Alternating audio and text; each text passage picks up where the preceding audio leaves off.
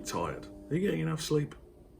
My maternal grandmother moved in with us when I was 10, and she lived with us until she died when I was 17. And every morning when you got up, she'd ask you what time you went to bed, and then she'd calculate how much sleep you got. And if it was any less than 8 hours, she'd worry about you all day. It's been a long time since I got 8 hours of sleep on the regular, but that concern stayed with me, and there's been many a night I've ended earlier than I would have otherwise just because I could feel my nan worrying about me. And that's no bad thing, because if I've learned anything as I've grown older, it's that everything is harder to cope with if you're not getting enough sleep. And given the human body needs rest, it's a shame we can't store it up like canned food and then just use it when we need it. Imagine how much easier having a baby would be if you could spend more time asleep during the pregnancy and then tap into it when the baby arrived. Trust me, it would be a lot easier. And it'd also be amazing if you could share your rest. If you got loads of sleep and you feel really well rested, but your partner had a horrible night, imagine how great it would be for your relationship if you could just share some of the rest you got. The trouble is that if it were possible to store and transfer rest, capitalism would get in the way. People would just sleep all day to build up rest that they could sell for money, which sounds great, but then people would end up selling too much because you always need extra money. So rather than being well rested, they'd be sleep-deprived husks of people who are now unqualified to get a job doing anything else because all they do is sleep. Plus, of course, big corporations would get involved, promising people money in exchange for rest that they would then sell on the secondary market at an outrageous markup to people who really need it, like caregivers. And the people selling their rest to corporations would obviously get paid way below the market rate, but they'd have to accept it because these corporations would be shrewd enough to market this opportunity to people who are desperate because the economy's left them behind. Then they'd probably offer cash loans to low-income people, payable with rest, but at pernicious interest rates that keep them in debt to corporations forever. The corporations wouldn't even sell the rest, they'd just charge customers a monthly rate for access to a certain amount of rest based on what plan they paid for. So you'd end up with a bunch of rest suppliers who are enslaved to corporations that are conveying that rest to customers who are enslaved to the same corporations by means of the monthly fee. So all in all, it's probably just as well we can't store and transfer rest. Capitalism would just ruin it. So if you're watching this on your phone, turn it off and go to sleep. And if it's during the day, then turn it off and take a nap as soon as you can. Future you will be grateful.